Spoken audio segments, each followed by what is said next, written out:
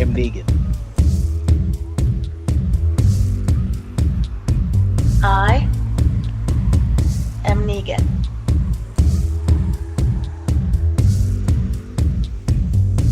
I am Negan. What's up, people? Welcome to another episode of I Am Negan, a TWD Universe podcast. This is for Fear the Walking Dead, Season 6, Episode 5, Honey. Every time I think about that and I say honey, I sort of think of True Blood. When he was like, Suki. It's Suki.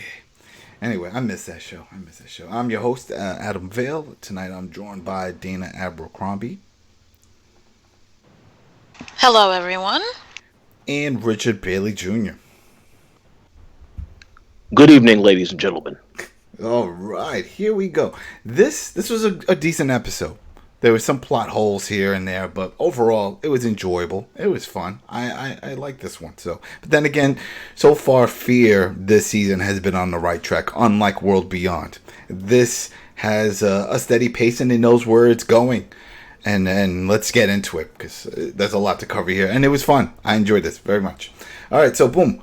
We started off. Nice little touching moment. We got Dwight and Sherry. They're reunited. They got the candles. And it makes sense they got candles because they probably don't have electricity. So it's not so much about being romantic. It's like, we just need light. So they're doing their thing. They're talking. She's looking at the letters. He's like, oh, this got me going. This is it. And if you think about it, it's so crazy. He traveled across the country following these notes. I mean, the man is a master tracker. The fact that he could pull this off. But whatever, it's happened. We've seen them reunite. But then he goes back to his old rhetoric. It was like, all right, I found you. This is it. We're taking off. She was like, no, Virginia will find us. And, that whole scandal thing's going to happen. And then just around that time, he gets a call on the walkie-talkie. It's time to check in. And he's like, oh, no, it's okay. It's okay. Al's taking care of it. She's going to take care of it. And then the guy, he gets on the walkie-talkie and then finds out, nope, from the other end, Al did not check in. She's late. So then he comes up with some story that they came across a herd and they were dealing with that whole thing. And he's like, well, it doesn't matter. You guys need to come back to the base. He doesn't want to go back, obviously. And we still at this point don't know where Sherry stands with all of this. Because for what we last saw 2 episodes back, she just popped up on the road from hearing some chatter on the walkie-talkie. So we don't know if she's part of the group or whatnot. But at this point, he was like, I don't want to go back, but he doesn't say that. But he says, oh, well, we found some off-the-map areas that we want to go investigate and find some stuff, and we think it'll be worth the while. And there's a little pause on the other end, but the guy says, all right, fine, I'll give you 48 hours. And there goes that. So now they have some time. He has to figure out what's going on with Al. Sherry gets worried, says, oh, maybe we should go look for her. And he's like, no, she's all right. She's probably doing her own thing. And he keeps pushing the whole thing. He's like, you know what? This is okay. We found each other. We're going to run away. We're going to leave. She's like, I can't leave.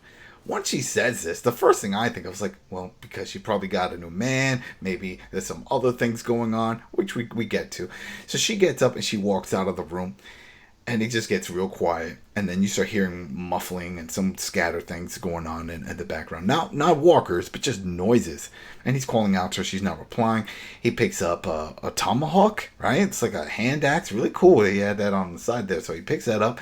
He starts wandering around through the house there. Moves a curtain. You see this person standing there with a mannequin mask. He goes back into a room. There's more of them. Boom. There goes that. He's knocked out, taken over, whatever. The screen goes black. That was our opening right there. Real quick, what did you guys think? The opening, just seeing Sherry and their connection with Dwight. This is it. This is what a lot of people have been waiting for since way back from Walking Dead, with the whole issue with Sherry and Negan and her running off and Dwight's separation. Like, is this the happy ending? I shouldn't say ending, but the happy reunion that you were expecting, huh, Rich? Well, yeah, I expected there was going to be some interaction to make you feel as though everything is working out. It's going great, and then there's a swerve coming. So I thought this was a great way to open the episode, to already give you some tension as to wondering what's going on with Dwight and Sherry. Especially at the end of that scene where you see Dwight getting captured. So, yeah, I thought that was a great way to start the show. Mm-hmm. Dana? Hope she muted. I Okay. kind of felt, no, I'm right here. Okay. I felt that, this was very nice and sweet. We kind of, when you watch The Walking Dead, you know not to expect happiness for a long period of time. So it was kind of one of those moments where I was just waiting for something to happen, something terrible. And, we got our little swerve, but I kind of felt a bit weird by it. In the sense that, her saying, no, I can't, you're kind of like, well, why can't you? And then all of a sudden, these people pop in, looking like out of a horror movie. Mm-hmm. And my thing was, did she set him up? Yeah, it Or was did they very come off. looking for? Because it was off because she disappeared, and then all of a sudden, they come in. So I wonder if they was tracking her, or because she was also missing, or if or she like signaled for them to come. But think about And it. then if that's the case, yeah. Just think about it. They were pretty much half naked. They were probably already engaging in coitus. They were doing their business. And that means this whole time you got these guys just outside waiting for it to end. Like, all right, once it's over and she gets up, then we'll go in there. But we're not going to interfere right now. It was weird. It was Yeah, weird. so it felt weird in the timing.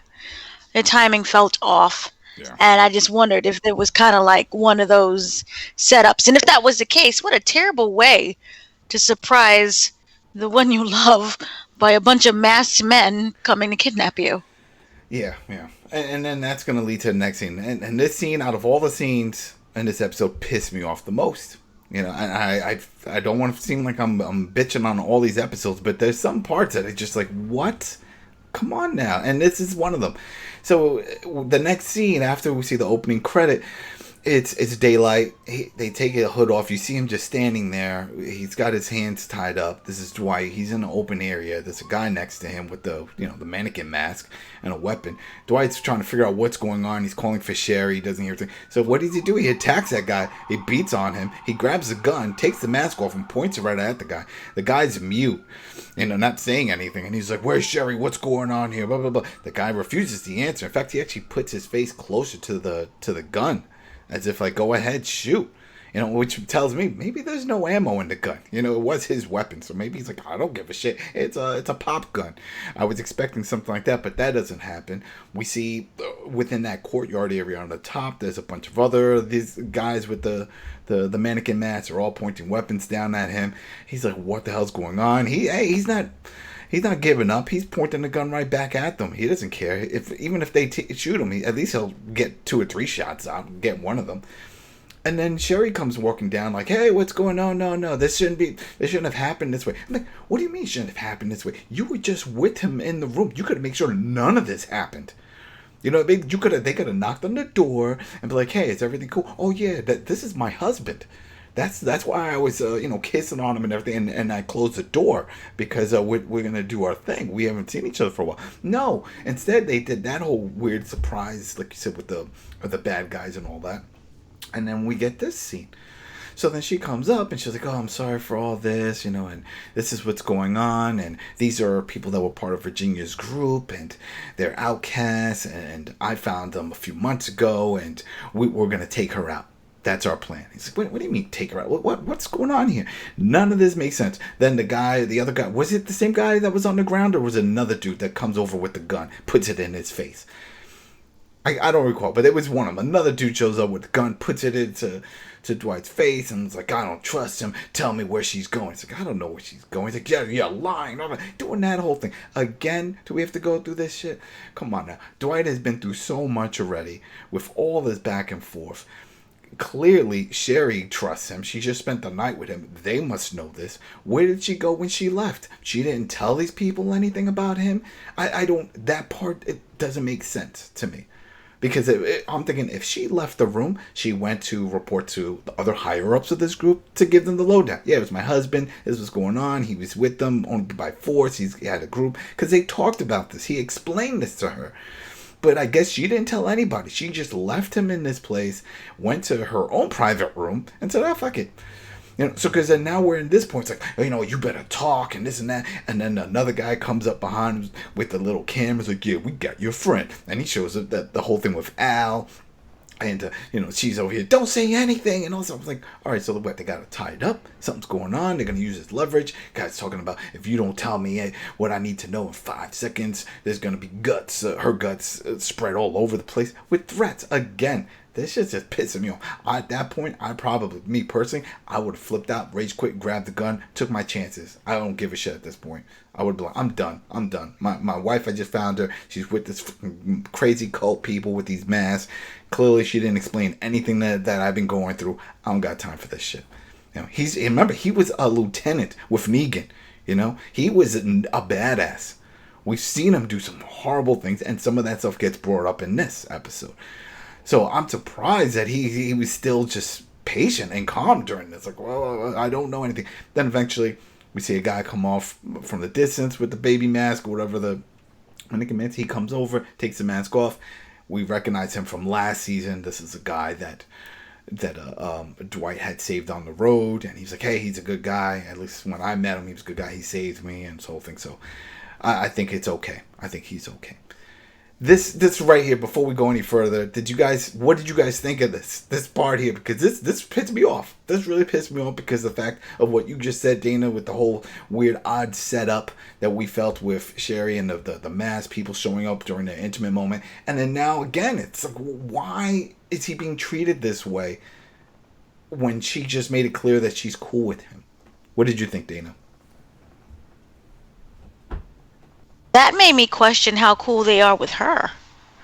Because if you're someone, you know what I mean? Like if the group really trusts you, all you can say it's cool is fine, then they won't have any problems, which we kind of learned later on with something else that happens. So for them to be, so adamant in their it made it seem like she didn't tell him anything. Which kind of then maybe they was tracking her. Maybe, right? Maybe, I don't know. Maybe. And maybe she doesn't have that much power in the group where it came off as at first. Yeah. And before I get Rich involved in there, there's one last part of this. It's, now that the guy puts his gun down, he stands down, he walks off because the other guy vouched for Dwight. They just bring him into the fold. They're like, all right, this is what's going on. And they take him over to a truck. They got some C4, some other things. All right, our plan is we know that she has the super truck is what I'm calling it, which is Al's military vehicle that she was rolling with. She's riding around in that. They know that she goes up and down this certain road. And what they're going to do is set up some explosives and blow it up. Right? Ta-da, we're going to take her out this way. And then out of nowhere, after just seeing her on this video screaming of like, don't say anything if they try to make you talk, Al just walks over. I was like, yeah, that's never going to work. It's reinforced steel, it's military grade, blah, blah, blah. You can't blow it up. This method is not going to work. You got to come up with a new strategy. Dwight looks really confused. Us as viewers, I'm sure we're confused because that's never explained. What happened? How did she get out of that? When did they just give her a pass? She wasn't tied up. They didn't just drag her out like, all right, go talk to him. She was just walking over like she was part of the group. I didn't understand that. I don't know. Rich, did you understand that? Did I miss something there? No. I don't really understand the whole thing with Al. Obviously, they're just trying to get information to find out where Jenny is at. And I guess... once they found out that Dwight had ties to the other gentleman that was there as well as his girl, I guess they just thought, well, let's just be relaxed with everybody then. That's the only explanation I could think of. But in terms of the whole reveal of her coming out and revealing that she is part of the group, I wasn't surprised at that at all because I kind of saw that coming by the fact that she just completely just disappears in the previous scene and you don't see her again until right after the credits started rolling, and then it's the next scene after that. So I wasn't surprised about that. A little bit disappointing that that's what they decided that they were going to try to surprise people with. But again, they just wanted to show you everything is not as it seems, and they want you to watch and see what happens next. Yeah, I found it funny, though, because every time they talk about, in any episode of every season, whenever there's some talk of destroying this truck, there's always some way to get out of it. Al figures out something, and here it is again. There's some talk about blowing this truck up, but that's her baby. And once she says, oh, no, you can't blow this, I'm like, come on, everything can get blown up. Even if it has reinforced, it's going to get damaged. It still has wheels and the whole thing. But I get it, because and what she say right at the end of that, we're going to steal it. That'll hurt him more. Yeah, let's steal it. Oh, really? Steal it? Why? Because it's your truck. That's whatever. I saw that part coming. But you know what? At this point, it doesn't matter, because now they're all gathered in, and meaning Al and Dwight, they're part of the crew. We still don't know if there's a firm leader. And as it might as well, no spoiler here, because everybody's very watched this. There is no leader. There was no leader. Sherry really wasn't their leader. She's one of the people that has some plans. But even the guy that came to Dwight's aid to confirm that he was a cool guy, to vouch for him, he's not the leader. So it's just like a ragtag group of people that are no longer part of Virginia's group. And I was like, yeah, we're all pissed off, but we're covering our faces because just in case some of the Rangers were overseas them, they may know. But then again, what does it matter? Unless you have people on the inside that you're hoping to protect, which we will get to in the next scene. So boom. Everybody's cool. Now we see down the road, they're up on a cliffside. We got Al, we got Dwight, we got Sherry. They're all there now. Dwight is one of the crew, so he's got his little mannequin mask over his head. He's getting ready. And they're all on horses. So the plan is, once that tank or truck or whatever that Al used to have, once that comes down the road, they're gonna go and ambush it, and that's it, right? Capture. I don't think they ever discuss it or think that Virginia's in it. They just want to capture this thing, because remember, it had like all the guns on the side. It's like a tank. It's a super vehicle. So it drives past. They put their mask on and they go riding off. They go chasing after this thing.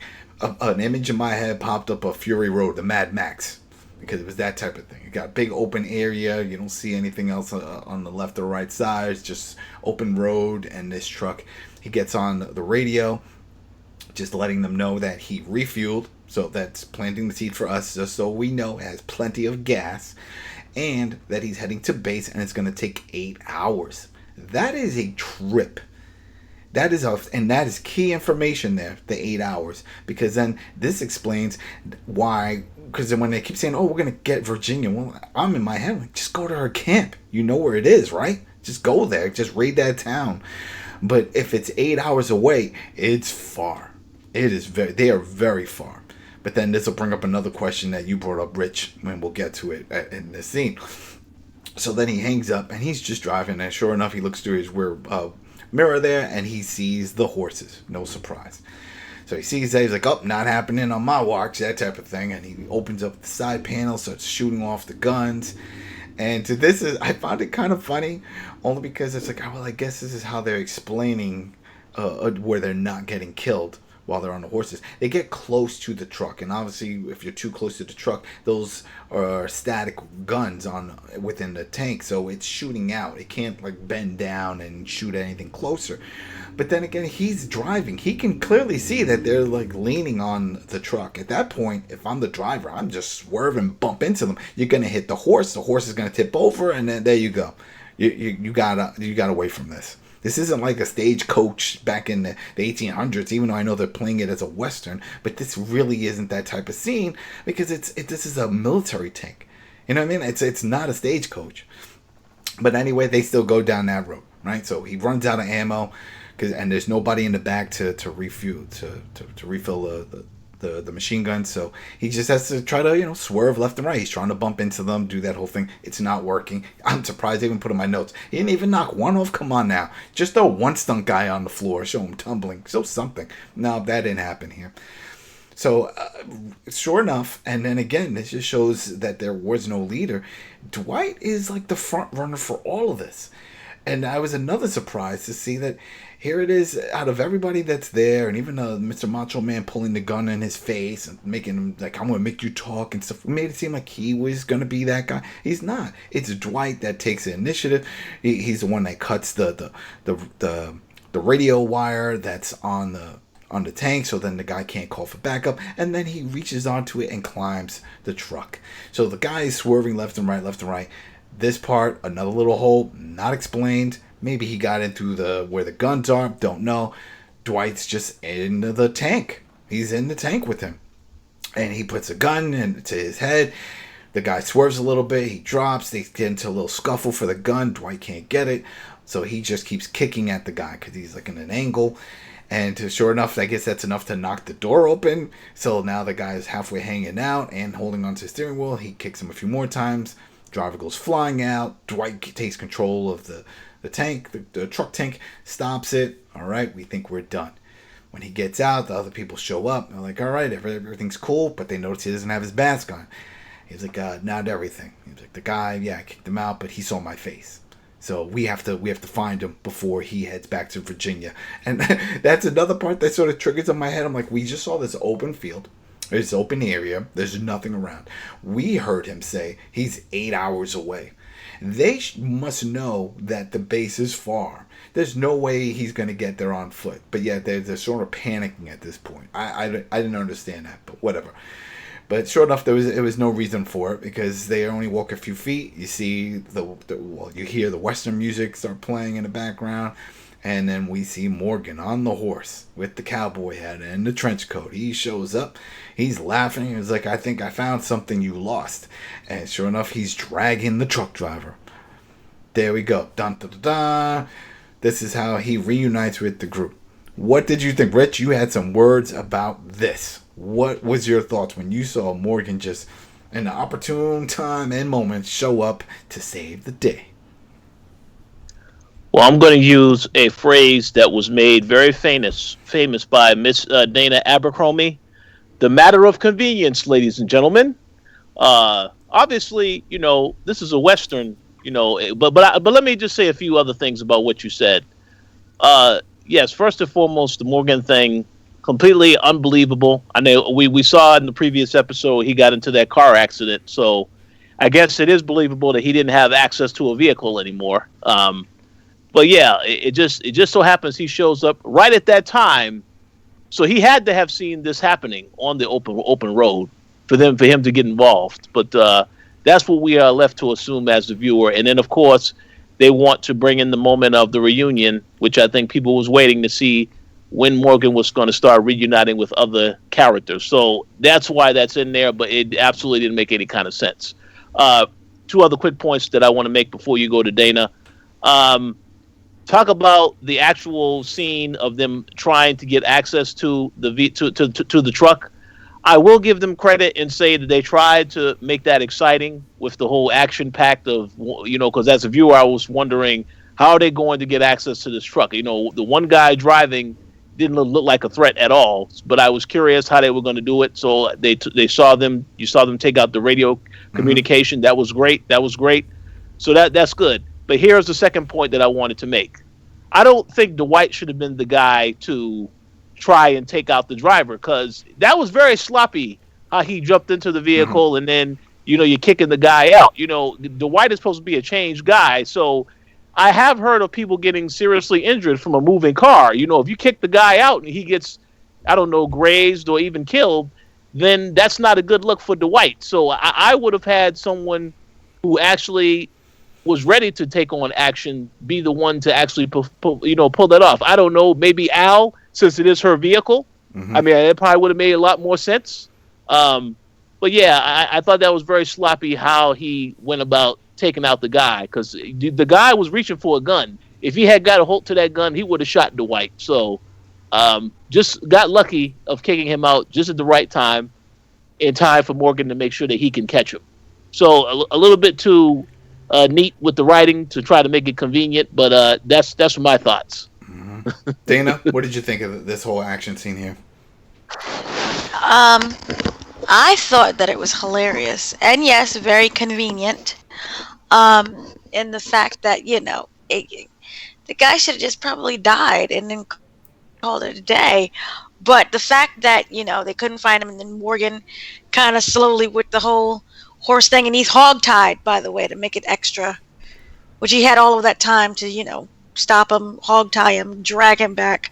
That whole thing was just funny, but visually it made for a very good moment. And it's like a comic when they book presented scene. it. That's where I saw it. Yeah. I was like, if this was a comic book, this is exactly how I would see it. This would be the next page. It would be a full page spread of just him there on the horse with a Kool-Aid smile saying, "Hey, I found something you lost," with the balloon, text on the side. And then you could see this guy like grabbing all tied up like, ugh.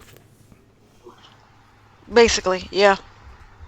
So it was corny, but in the theme that they're going in, it worked. Yeah, I mean, they this was probably a struggle because they were probably trying to figure out. I mean, the writers, how do we get them to intertwine and to reunite? How do you bring these groups together? And then we find out in the coming scenes.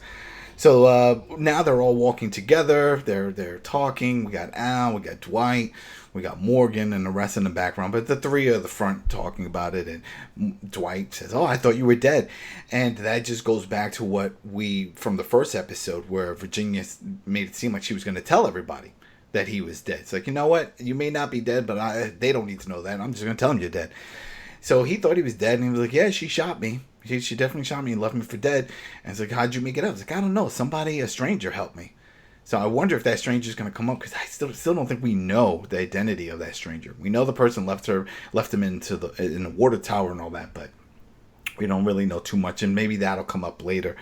And at first I thought it was going to be that guy, the guy that Dwight saved, that vouched for him, and then he'll say, "Oh, you know what? And I repaid the favor, and I saved somebody else, and that's the guy." And I thought it was going to be one of those moments, that 6 degree separation type of thing. But anyway, he says that, and Al jumps in, of course, and he's like, "Oh, I'm going to have to interview you about all this later." He's like, yeah, when things are a little calmer. He's like, you came in like the Lone Ranger. I was like, yeah, I could see that too. But he is really filling into this position of this Lone Ranger guy, this cowboy. It's just so funny that we've seen this transition for him when he went from being Mr. Kung Fu, walking around with the staff, on this long journey from, they were over in Georgia, and then for him to do that journey all the way across to the west and end up in California, Mexico, and all this. It's been nuts. We've seen a lot of transitions from Morgan. So now we are, real quick, they get into a little campground area. They're all talking. The guy who was a prick at the beginning is really happy now. He likes them all. He's like, "Wow, this is amazing. We got things done. We got the truck. You guys helped. We captured this other guy. We could interrogate." And then he also explains with the dog. I think it was Al that mentioned what's with the dog. And he was like, "Oh, we just came across the dog and it was around us. We kept giving it scraps and now it's just part of the group. It's here." It's like, okay.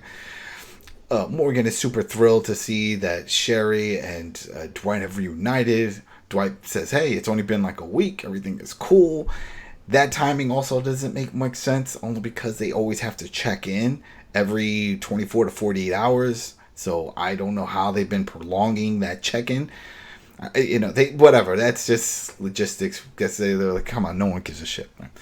So anyway, says that, and he says, "All right, so what's the plan?" I was like, "Oh, she was like, yeah, we're gonna kill Virginia." And he's like, "Oh, that's great. I can get that, but don't do anything drastic yet." So what do you mean? We got the truck. This is it. We're gonna go over there and we're gonna kill. I was like, "No, because we still have members of our group that we need to save. If we go out and we mess this up, she's going to kill these people." He doesn't know yet that most of them work for her now, but whatever. He's like, she's gonna go and kill them, which is a valid point. He's like, yeah, if you do this and he sees their faces, if they screw up, then yeah, that's going to be the issue. And plus, they don't know where she is. And here's the thing. Morgan, at this whole time during this conversation, doesn't mention the fact that he knows where she is. We know he knows where she is because of that interaction with Daniel. So he knows. He's just not telling them. There's a lot that he knows, and he doesn't share any of this information. And I was really surprised by that, because of like, well, even though the guy made it seem like, "Oh, you're cool in our book and we trust you guys," I don't think Morgan trusts any of these people, because he doesn't exchange any of this information. So that was pretty much it. Not much to talk about there. It was just straight to the point. The next scene, though, gets a little interesting, because we go back into the bedroom, back with Sherry and Dwight doing their thing, having their pillow talk, which isn't all that positive, because she keeps saying she wants to do this. She's going to take him out, take Virginia out. Dwight's now trying to talk her out of it. It's like, "Listen, we got people. Morgan's here and Al. They're like my family." And she was like, "Yeah, but wasn't it Morgan's idea to work with Virginia, and look what happened to him? He got shot. You and the other one pretty much got put into this workforce type thing." And he's quiet. And I mean, yeah, if we're the viewers, we're like nodding. "That's true. That's true." I mean, They knew she was bad from the start, but then again, they were in a bad spot in that town. Remember the ghost town, the zombie town? They had no other options. This was the only way, and this was, again, Morgan's decision of trying to keep him alive. Well, now Morgan is still trying to keep him alive, because he sort of mentions that he has another location, a safe place to go, and this is what he's thinking. It's like, hey, we can all go with Morgan. Let's just go with Morgan. Let's go to this place, and then we'll come up with a plan. And she's like, no, I'm done with all that. No plan. Our plan is the plan. We're going to go. We're just going to kill her. We got the truck. This is that. So that's it. You either go with him or you're with me. And he says he's not leaving her side. He's not leaving her side. This is it. And I didn't expect anything less. And this is where I'll ask you guys to jump in. Were you surprised by this answer where he's like, you know what? Yeah, I'm going to stick by your side. Because I personally wasn't. I'm like, you know what? This is his wife. He spanned 2 TV shows, 2 different series to get to her. You know, we finally found her, and there's no way he's going to say, you know what? I'm with Morgan. No, of course he's going to take her side. This is it. And I figured, you know what? In my mind, before going any further, when I saw this scene, I was like, oh, this is it. They're going to be the leaders. We haven't seen a leader of this mannequin group. And this is it. I mean, so far, he's taken that leadership role. He was the one that jumped on the truck. He's the one that fought and did that whole thing. And then, as we'll get into after this scene, he's also takes the initiative when it comes to interrogating the guy that they found. So, Rich, what did you think of all of this? With Morgan talking to them and finding out that Sherry still has it out for Virginia and doesn't give a shit about joining Morgan's group and going in that direction. Well, I will say this. I was a bit frustrated with how they have portrayed Morgan in this episode, because we've seen in the previous episodes that Morgan, from the end of the first episode of the season, I'm not the same person that you knew before. This is what he told Jenny. And you saw how when he needs to be savage, he can be savage, including chopping people's heads off, so on and so forth. So when he had the conversation that he says, we can't do this yet, I was I questioned that. Now, you made a good point to say, well, obviously, you know, Jenny obviously knows where everyone else is at. But my thought in my head, logically, you know, you have a lot more people now with you. Why don't you just go to Jenny directly and threaten her to say, you need to tell us where everybody is at, or you're done? I mean, I would have thought that would have been a particular strategy. Yeah, because that's what I thought he was going to say. It's like, you know what, you got this group and you're obviously armed. All right, I think we can do this. Let's go. I know the town where she's at, and let's go and confront her. And that's it. We can just take her from there and see if we can free everybody. Exactly. But you see, in that right there, this goes in once again with the conflict of the season. Is that we've heard it multiple times now where people are trying to change. You know, we had the whole thing with Victor Strand trying not to become the person he was before and all this other stuff. And it feels like Morgan is now waffling between that, because he's telling them, I have a place that I can take y'all to. We can't do this attack right now. And to me, that reminds me of the Morgan in the past that was very passive, but yet I've seen this character be very savage in this season. So it's a bit of a conflict to understand where he's coming from. And I personally believe that this is not going to end well long term. Obviously, also the other thing I think I definitely want to mention now, since this isn't really going ahead or anything, Morgan seems to have forgotten the search for Grace. Because wasn't he looking for Grace in the last episode? He brings it up once. No, he brings her up. Yeah, he does bring her up. He brings her up. In fact, it's Dwight that really brings her up. And we'll get to that scene. That's actually 2 scenes after. We'll get to that. Yeah. That does come up. Keep going, Rich. But the point I'm making is that it seems as though he was searching for her in the last episode. And now obviously when he gets hit by that car, I guess that changes his perspective as to who he's looking for. So I was confused about that, because I thought that, you know, well he said, can continue. Real quick, because it's linked to that, because they asked him when they were around that campfire, they're like, what were you doing out there? He said he was following the truck, hoping to find someone inside. So it was either he was looking to find Virginia inside so she can tell him where Grace is, or hoping that Grace would be in it, which I doubt, because she's having a baby somewhere. So that's the explanation then as to why he was there. Yeah, that's what he explained. Just the right. Okay. Yeah, All right, that's to, fine. Yeah, they were trying to figure that out. I was like, wait, how did you just show up here? And he said he knew the route and that he was waiting for that truck, and then he saw it go by, and he was chasing after it just like them. So. Yeah. So okay. All right, that's fine. We'll go with that as the reasoning for why they did a lot of the stuff that they did. But the last point I will make, so you can go to Dana, is just the whole thing about Dwight deciding not to side with Sherry. I did not understand that because, as you said, this guy has been searching for her all this time. And so I was a little surprised. He said, no, we can't do this. I'm trying to be a different person. But then again, he struggles with that this whole episode. But we'll get into that later. Yep. Dana? I don't have any problems in the sense that when he last saw Sherry, he was a different man, and he is trying to be a different person. And by doing that, it may cause conflict with Sherry and what she wants to do. And therefore, it has that struggle that they have within each other. And like that phrase where, you can't you can't take the same people with you. Mm-hmm. And yes, it may seem like you always love them, and you're looking for them in that finding. But when you realize something that you can't keep holding on to, not in the sense of like her, the actual person, but that idea, and you trying to be a better person, sometimes you do have to let them go. But the fact is that you know that they're safe, you know that they're alive. Mm-hmm. This was not supposed to be a happy ending, and no matter what circumstances, let it be Sherry or the end of the world or zombies running around, he's a different person and he has changed. And sometimes you just have to let that person go, and there will be that conflict. So I didn't have any problems with it at all. That was the other thing I was thinking about with that change, because Sherry doesn't know everything that Dwight has been through. She knew that he became a foot soldier for Negan and he fell in line.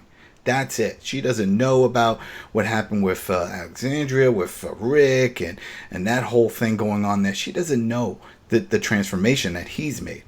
So for all she knows, he might still be a goon. He might still be a prick, because she brings that up later on. It's like, she knew the type of person he was before when he gave in to Negan. People need to remember, if they don't know, is that Negan would claim wives, and Sherry was one of his wives. He claimed her, and when Dwight did try to confront, he burnt his face. And that's why he has that burnt face, because of that. So, anyway, there goes that. We now know that he wants to stand by his wife. So, the next scene, they're over in a warehouse. You hear some loud music. You see the truck driver has a hood over his head. They've been blasting, a form of torture, blasting music throughout the night. I'm assuming it's throughout the night. And they all make sure they have their mask on. We got Sherry, we got some of the goons there, and of course Dwight.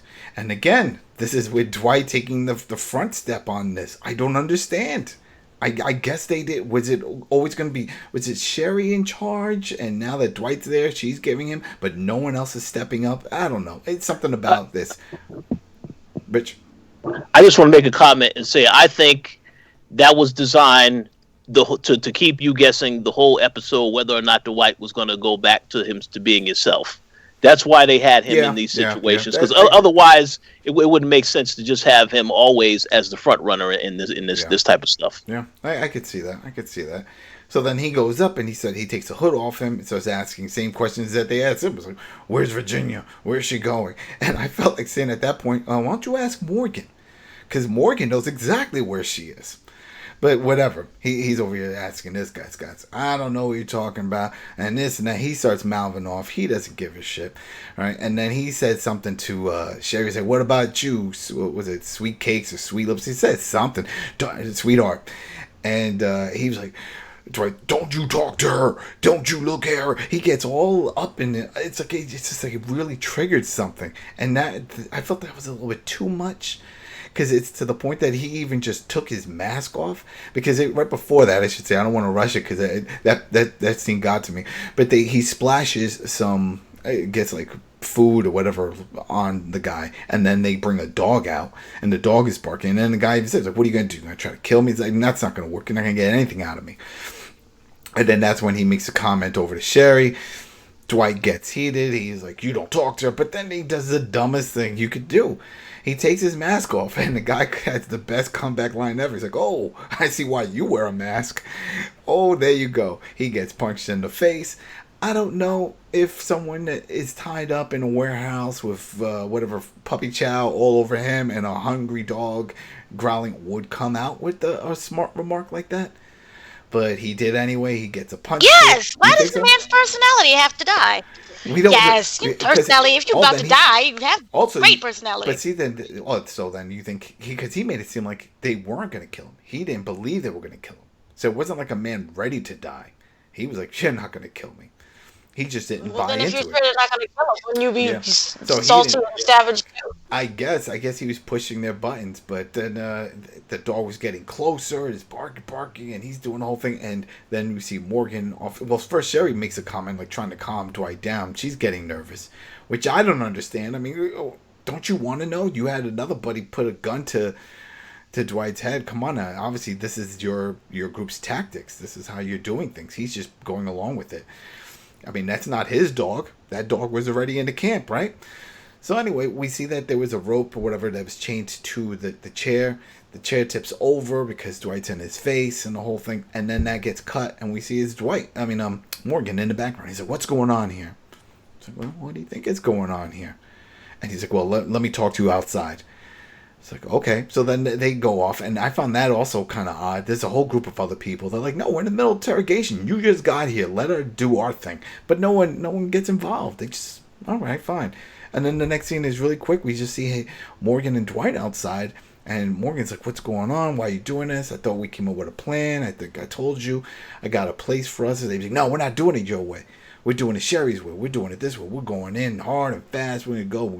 We're going to kill her and take this and take that. And he was like, well, clearly this guy doesn't know anything, and yet you were about to go to the extreme. You need to calm down with all this. and he brings up Dwight has a great comeback. He's like, if Grace was here and Grace would have said that, I'm sure you would have followed. I agree with that. I 100% agree with that he would definitely have listened to her. And then he walks off. Because now he's pissed off. There's this Dwight. And then he goes in. Low blow.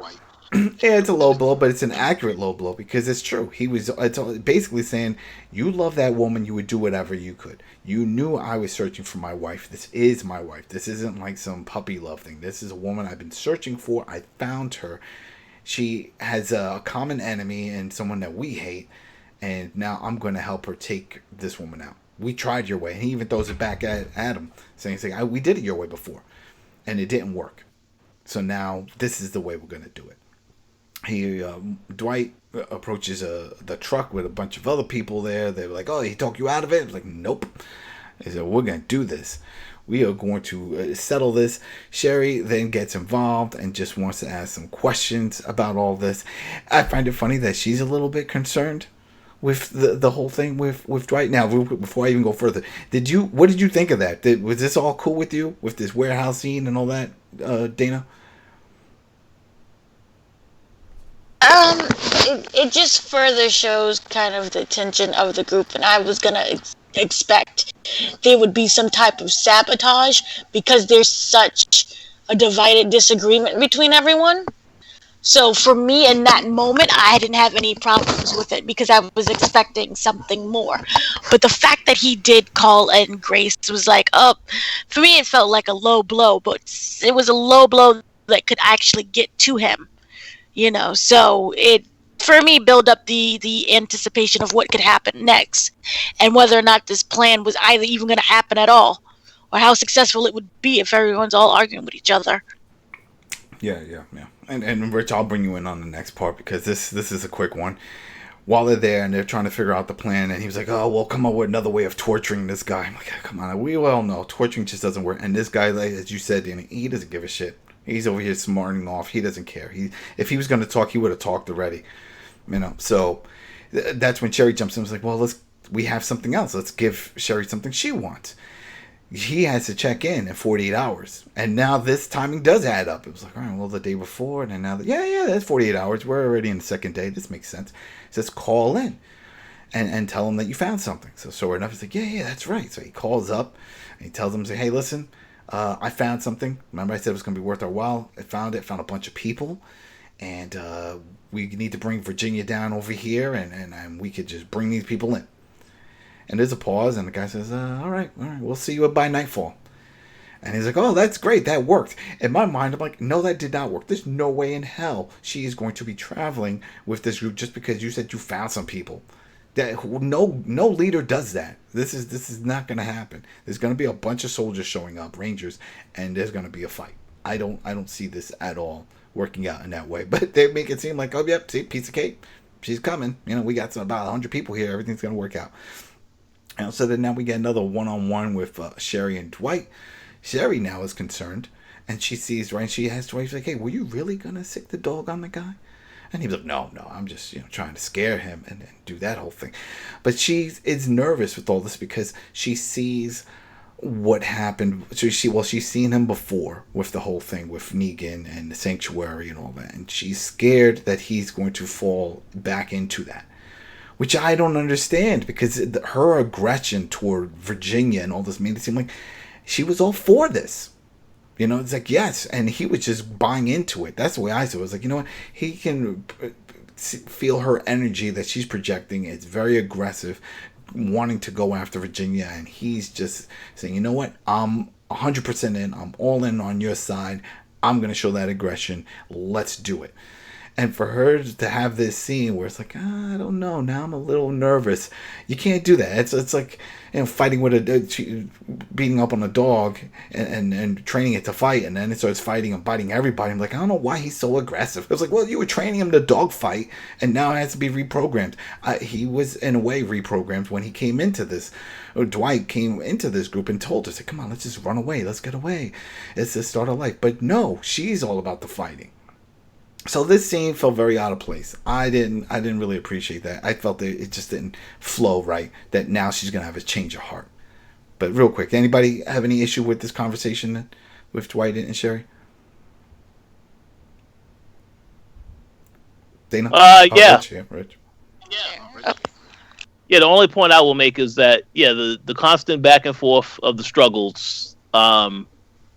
You kind of knew when you saw how everything was unfolding that there's going to be further issues, because it was a little bit too perfect for a reunion at the very beginning of the episode, and now slowly it unravels right before our eyes. So it's like I had mentioned earlier. I feel like this entire episode, the Dwight is put in these situations where you have to wonder whether or not he's going to make a turn. And that was the whole reason why he is the one that's front and center in all of this stuff. In my opinion, that's what I got out of it. But the conversation just it's further tension to build to just let you know that they have a lot of issues they have to work out, and obviously communication, all that other stuff is important. But if someone wants to do something and they are dead set on doing that, then it's going to be very hard to change their opinion. Dana? Further solidified that they've grown apart, and that time way they're just not on the same page anymore, and Dwight has grown. Dwight has definitely grown. He's changed back and forth on a bunch of things. But now we get to another key scene, and this one surprised me. I didn't see this coming, and it's with Morgan and Al, and then Al says, you know what, I told them that the truck was indestructible if there was a mine underneath it. That's all BS. So we're going to go and we're going to grab these mines, the TNT that they had there. There's this whole other plan because she wants to get the truck. She wants to go. But sure enough, Dwight comes out. The other guys come out. They have their guns drawn. They're like, nope, this isn't happening. We see what's happening here. You guys were turning against us. Again, Morgan tries to state his piece. We're trying to save our people. We're all on the same page. I want to bring her to justice. I want to take her out just as much as you, but we can't do it this way. We can't do it now. So it's like, nope, we're doing it this way. This is the way Sherry does it. This is the way we planned it. And then he goes to lock them up into like the warehouse area there. And then there's another big swerve because then Sherry, again, making it seem like I guess she is the boss in this situation. She tells the man with the gun, "It's like, all right, now put Dwight in there." He's like, "Wait, what's going on?" And I was like, "No, I can't have you on this. This is my thing. This is our thing."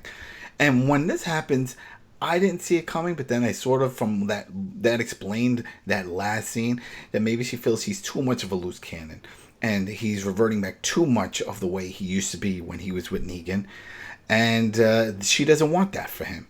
She doesn't want him to go down that path. She wants him to be the man that she remembered, and the man that I guess she just reintroduced, because he was all affection and the whole thing, and saying, "Hey, let's just be together." Now it's like, "Oh no, let's go kill." He had even said he wanted to be the one to kill her, himself for Virginia, and so it's like, "Nope, you're going in there. We're gonna go and do this."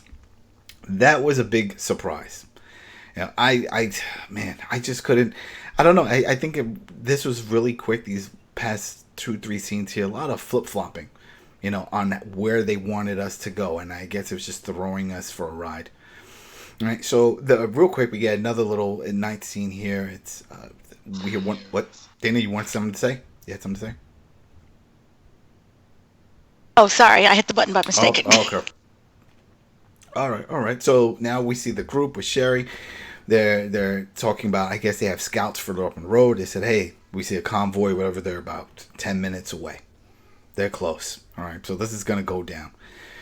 We get another scene with Dwight and Morgan and Al, and they're just in there. And now, again, another flip-flopping. Dwight's like, "Oh, you're right, Morgan. I should have listened to you. You're right, we should have waited. This is not the right time to kill Virginia." I was like, "Oh, man, this is too much. This is a matter of like 15 minutes. We've seen him like flip-flop 3 or 4 times." So he goes through the whole thing, but he's like, "You know what? I'm going to fix this. I'm going to make this right." And we see that he's trying to escape. And sure enough, he does get out. All right? Because we hear on the walkie, someone tell Sherry, "Hey, you're going to have company." It looks like Mark was taken out. And then, poof, there he goes. Dwight's right next to Sherry. He's like, "No, we can't do this. We can't do this now." She was like, "No, shut up. We're going to do this. We're going to do this." The truck shows up. The convoy. 2 men get out. They're calling out for Al and for Dwight. Another man on the walkie-talkie, part of the group site, says, "Hey, Virginia's not with them." And she's all pissed off. Sherry is. She's like, "Oh, man, I don't believe..." Did you really think she was going to come along? I mean, I didn't. I didn't think at all that she would come. She's going to go to an unknown location where you just said, Dwight had said there was 100 people there. 100 people. Okay? And to bring her along at night? Come on now. Rich?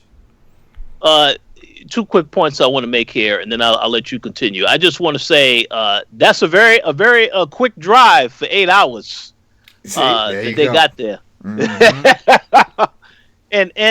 and secondly, part of me thought throughout watching this entire episode, there might be somebody that is a part of Virginia's group still working with this other group, but they, basically working behind their back for Virginia, because I feel like for her to not show up, some intel had to be released for her to know, don't do it, this is a setup. So I guess we'll find out further down the road whether or not somebody actually is going to turn on that group that actually is in the group. But I thought it was a little funny for them to all of a sudden, I mean, I knew she wasn't going to show up at that point in time, but yeah, it kind of feels like somebody might have possibly knew something else and informed her about this ahead of time. No, I don't. I have a different opinion on that. I think, okay, go ahead. You never send the captain, into the battle to fight on the front lines. You send the other people. Even in chess, the queen is the last to do everything. You got the bishop and the knight and they're all defending her. You don't send her in on a place that, over 100 people. She doesn't know the situation. She doesn't know if it's an ambush. She's hated in the group, so therefore, you're going to have some enemies and some trust issues. Makes no sense for her to be there. That's it. So he keeps Dwight keeps trying to convince Sherry, and then you hear on walkie-talkie the other guys are like, "Hey, we can take these guys out at least." And Dwight's like, "Listen, if you kill them, then the other end, the Rangers and the rest of Virginia's group are going to know something's up. And you're putting all of us at risk and those people at risk. We can't do this. Don't do anything.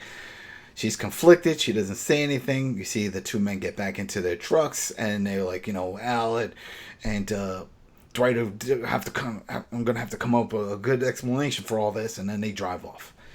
Sherry looks at him. She's super pissed. She starts hitting him and stuff, and then she gets out. Next scene, she's back at her place alone. She's sad. She's confused. There's a knock at the door. She doesn't want to answer. We know who it is. It's Dwight. He comes in anyway. Sits down, starts talking to her about the plan and that this isn't going to work. And she just basically breaks down how she's different. This is what she needs to do. This is her journey. And that she needs to let go of the past.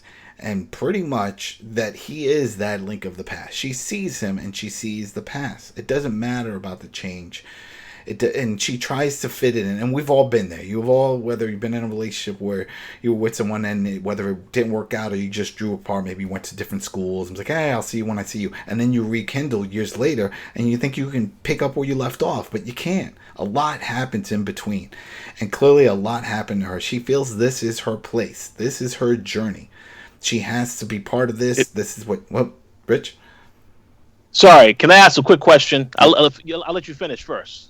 All right, yeah, so that she has to go down this road, and this is why she has to let him go. They have to go their separate ways. Because, of course, Dwight is like, no, I'm not going to go doing this. I'm going to do this whole thing with Morgan. We got a plan. But no, she's dead set on this is it. And it pretty much breaks up with him at this point. That's the way I took it. So, Rich? So here's a question. If Dwight reverted back to his old self and didn't stop her from pulling the trigger on shooting out those, the group of people that was there, do you think she still would have told him, no, we can't be together? Yep. Because then he would have still been to the dark side, which that's what I'm saying with the flip-flopping. This was more flip-flopping. It's like, why don't you like him now? Because now he's being the voice of reason in that truck.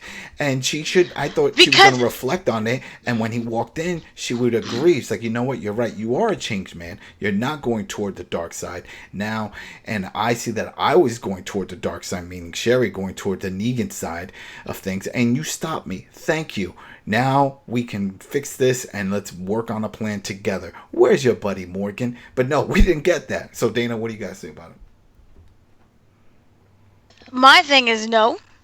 I think that she was using an excuse because they just drifted apart. And that just happened to be something of convenience. Because here I meet you after how many years or months or whatever we've been separated, and we get into one argument and I don't want to be with you anymore. I feel that, she has been moved on and she enjoyed the fact that she was able to see him again, but maybe those feelings are just not there anymore. And it was used as one of those excuses.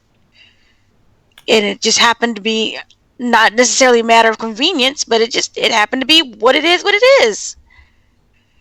Yeah, no, I because you saw that he was changing. And the flip-flopping, I don't think it was like, he was triggered or anything. You're going to struggle in life no matter what it is you're trying to improve on, whether it may be a better parent or stop drinking or just a better person overall. You're going to struggle and have back and forth. That's just a part of growing, So to say, that's that reason why I have to get away from you. I don't think that is something that, is a good argument in this case. So just going off of that, then maybe you saw some weird metaphorical connection with the next scene, because he does leave, and on his way out, he sees the dog, he pets the dog, he opens the gate, and he releases the dog. Do you think that's some kind of connection to this? With his relationship with Sherry, and that's yeah, you could say, because remember we had the conversation of I kept feeding him and he just stayed around us. Yeah. So he's letting the dog go. Yeah, doesn't mean that the dog ain't gonna come back. We don't know, but for the dogs will keep coming back. They will come back because there's food. It's easy access to food. But I thought he was going to bring the dog. I thought at that point when he opened up the gate that the dog was just going to sit next to him. It was like, all right, where are we going? because then we got Morgan That with would be his dog. too much because you got Morgan and his dog, and Yeah, we haven't seen that dog. The dog is probably still back at the camp, but I think it's, hey, the dog has some friends. well, the dog had a car accident. He's recuperating. He needs a break. He's traumatized. They made sure because he was okay. Animal lovers. Myself, I'm an animal lover, but people would have been up in arms if that dog died in that car crash. People were like, what? Fucking boycott this show now. You killing doggies? Oh, yeah, absolutely. Peter be all over. Yeah, remember there's too many horses. Too many horses. They complained about the horses. And I bet that's why we didn't see any of the horses get run over by that truck because of that. They're like, we can't do it. But and I know some people, but you would just ask for, yeah, I was hoping to see a stuntman fall off a horse and tumble or something from the truck. I didn't see a scene about a horse getting run over. All right, so anyway, we see Dwight, he reunites with Al and Morgan, and they quickly inform him that the group has taken off with the truck, and they took the truck driver. They're gone, so they left them. They're on their own. They're whatever. So they're like, what are we going to do? And Dwight looks at him, and Morgan says, hey, we want you to join us. I mean, well, he has no other choice, right? What else is Dwight going to do? His wife doesn't want him. And he sort of explains it. It was like, yeah, she's going to go do her thing. And he's like, come on. And Dwight's like, well, do you really have a plan to go get Virginia? Is this really going to... He's like, yes, we're going to do it. We're going to get our people. Everything's going to be fixed. Don't worry about it. We got this. You coming with us? He's like, yeah, I'm coming along. And right at this moment, though, Al says, well, I got something else I want to show you guys. And then it cuts to daylight. So I don't know how far they went. Or it didn't look, it looked pretty dark. I don't know. Maybe it was dusk, but whatever. They head over to a truck. They open up, and there's all these people there. Now, I'm assuming these are other people that were former members, but they just weren't the quote-unquote soldiers of the group, right? That's who these people were? Anyone know? Wasn't this the same truck that they had the other two characters in it from the Alaska episode? I don't know. I don't think so. I don't recall. Yeah. This was? Yeah, the two characters. Damn, shit, yeah, that's right, my bad. Yeah. That's right. This is all right, there we go. This is the group from the building, the office building. These are the office workers. That's right. See, there you go. I completely forgot about them. This is, you know what, this now reminds me of Dead Rising. Remember the game when you go and you save people throughout the mall and you have to bring them back, and then they all, like, you get all little points for checking them in. So this is it. So that's right. She had the truck, and they were all in the truck, and she says, hey, listen, these people need a place to go, and they can go to that spot that you were talking about, Morgan. So I don't know if Morgan is just bringing them or if they're all going, because that scene, once the gate opens, everyone starts flooding out. Now, what was this symbol? Do you guys recognize the symbol? Was it an infinity symbol and something else that Dwight marked on the inside of the truck? That's the same symbol of the letters that he was sending to Sherry that they showed at the very beginning of the episode. Yes. Yeah. So I guess that's just a symbol. I don't know what the symbol means. But yeah, it's not so much of a map, and it's a very odd placement to put that inside the truck. I was like, if anything, you write it on the outside of the truck, you know. But whatever. And then we see the whole group, and they just wander off. So I'm assuming Morgan is taking them back to that location. It can't be that far off, because that's a long walk with this massive group. Well, hold on. Morgan walked from in the Walking Dead, right? He walked from the Walking Dead to Fear. Yeah, he did. That took a long time. I don't know if they have that much time to do all this, because who knows if that was the case. By the time they even get back, meaning Morgan to go see Daniel, it's like, oh, you didn't hear? Sherry showed up. He doesn't know who Sherry is, but we'll just say this woman named Sherry, some masked people, mannequin faces came and they killed her. Everything is over with now. Who's in charge here? Oh, Strand's in charge. You didn't hear? They made him governor. Oh, and then now we're fighting him. It's like, I don't know. This is mind drifting off. But yeah, that's the thing. We don't see a map. I wish we saw a map. I wish this was like Lord of the Rings and we could all pinpoint Middle Earth and the different locations in the Shire. But we don't. We don't know exactly where they are. We don't know how far they are or how long it takes to travel. The only sense of time we received was from the truck driver, who said it takes 8 hours from where he was to get to the base. So wherever they are, they're 8 hours from there. So I'm assuming that Morgan's little hiding spot is still within that area, that vicinity, but not 8 hours. Right? That's it. Whatever. Yeah. We will see. So there goes that. That was our breakdown and our review of Fear the Walking Dead episode 6. Honey. And again, thanks everybody for subscribing and listening and subscribing on iTunes and Spotify, especially Spotify. A lot of people jumping on Spotify. That's pretty cool. And then over on YouTube, of course. Thanks for AMC for giving out screeners whenever they get the chance to do the screeners. Thank you guys. That's great. We appreciate that. We appreciate all the support also with the actors. Dana is working on that, trying to get some of them to... if you guys checked out over at the Koalition at the website where we work at, you'll see that there is an interview with, what's his name, Leslie James or Jones is the actor who plays Morgan. Lenny, I ripped that up. James, he plays Morgan. Oh my gosh. I ripped it up. So Morgan, Morgan will not be listening to this episode. He would not be. He's gonna say no. But it was very crazy. It's like Dana does have an interview with him, but the problem is that was only related to his other show that's on Peacock. Right? That was not related. Peacock Network called Save Me and Save Me Too. And Save Me and Save Me Too. There you go. But it was not, she could not ask any questions about fear. We had all these wonderful questions. Blocked from asking. And we got blocked, but she will have another attempt at this. And we hopefully get some of these questions answered. I got a lot of questions and she had some questions. So again, thanks everybody for the support. Thanks for listening. We will see you next week for World Beyond. That is almost over. Thank God. Oh man, I have words on that. If you want to hear it, listen to the last episode for World Beyond. We had some words for that. All right, everybody. Thanks again for tuning in, and we will see you then next week. Peace.